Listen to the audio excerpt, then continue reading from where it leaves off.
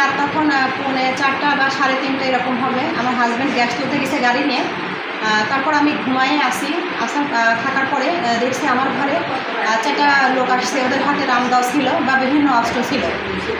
অস্ত্র ধরে আমাকে ঘুম থেকে ডেকে তোলার পরে বললো যে আমরা ডাকাত, ওঠেন। আমি উঠলাম। ওঠার পরে আমার গায়ে হাত দিয়ে গহনাগুলো খুলতে চাইলো। আমার গলায় চেন ছিল, দোল ছিল, চুড়ি ছিল। আমি বললাম গায়ে হাত দেন, আমি খুলে দিচ্ছি। পরে আমি গহনাগুলো খুলে হাতে দিলাম। তো বুঝতেইছি ওরা নেবে আমার থেকে, অস্ত্র নিয়ে বসে আছে। আচ্ছা, ওরা যখন আমার কাছ থেকে নিয়ে ওরা আরেক রুমে গেল। আমি দেখলাম আরেক রুমে ঢুকলো। তখন ঢোকার পরে আমি দৌড়াই নিচে চলে গেছি, যে চেষ্টা করছি বের হওয়ার জন্য। তখন সিঁড়ি দিয়ে নামছি, 2টা সিঁড়ি নামছি। নামার পরে নিচ থেকে আমাকে আবার রামদাও নিয়ে একদম তারের উপরে নিয়ে আসছে।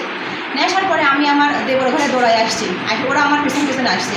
আমার দেবর আমি ডেকে তুলছি, ওঠো ডাকাত আসছে। তখন ওরা আমার পিছনে আসে আমার বাচ্চা কাচ্চা ওই ঘরে ঘুমা এসেছিল। তখন আর বাচ্চা কাচ্চারা উঠে চেঁচামেচি করতেছিল। তখন ওই ডাকাত 2-3টা এসে রামদাস সহ আমার মেয়ের গলা থেকে ধরছে। আর বাবার বলছে চাচায় না, চাচালে কিন্তু মারে ফেলবো, জবাই করে দেবো, মানবো। তারপর আমি বললাম মেয়ের গায়ে হাতটা দেন না। তারপর যাই হোক ওখান থেকে সবারে চুপচাপ করায় বললো যার যা আছে খোলো।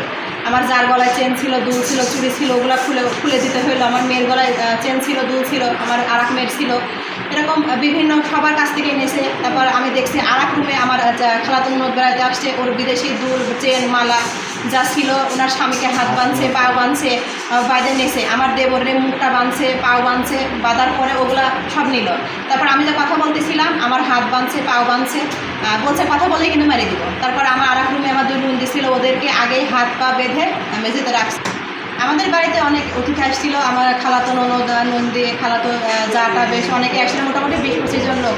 ওদের কাছ থেকেও বাইরে স্বর্ণের গহনা, নগদ, অর্থ, ক্যাশ ট্যাশ যা ছিল আমার মোটামুটি 10-12 ভরি গহনা ছিল। আমার অর্থ নগদ মোটামুটি 7-8 লাখ ক্যাশ ছিল। এগুলো নিছে। নেওয়ার পর ওরা বারবার একই কথা বলতেছে যে আরও আছে, আপনাদের কোটি কোটি টাকা সম্পত্তি আছে, আরও আছে, আরও বের করেন, আরও দেন।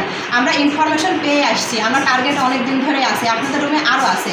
এগুলো সব যখন নেওয়ার পর রুম থেকে যখন বের হয়ে যাচ্ছিল, তখন ওরা কার সঙ্গে একটা কালো বাটন ফোন ছিল, সেই ফোনে কথা বলতে বলতে বের হইলো। হয়তো তাকে বলছিল যে কাজ হয়ে গেছে, আমরা নিয়ে যাচ্ছি। আর ওর মধ্যেই সবগুলোই হালকা পাতলা কম বয়সী ছেলে ছিল।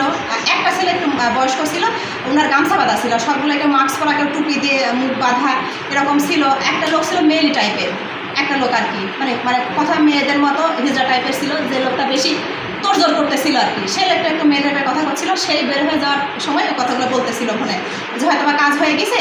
কিন্তু ওরা একই কথা বারবার বলছে যে আমরা ইনফরমেশন পাচ্ছি তোদের আরও আছে, আরও বের করো, টাকা পয়সা আরও আছে। ওরা জানে যে আমাদের ঘরে নগদ অর্থ বা জুয়েলারি আছে। আমি যেখানে দাওয়াত খাতে গেছি ওরা তাও জানে। বলতেছে হাতের মুঠের রুইমালাগুলো কই, যেগুলো ছিল আমাকে এরকম বলতেছিল সব।